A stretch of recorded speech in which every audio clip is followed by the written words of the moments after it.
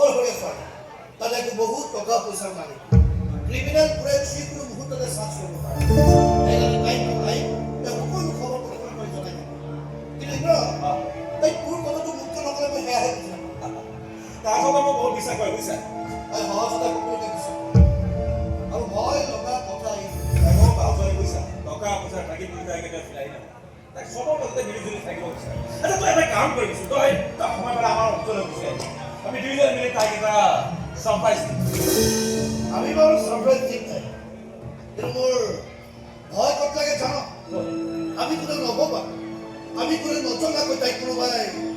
surprise দিবলৈ নাহে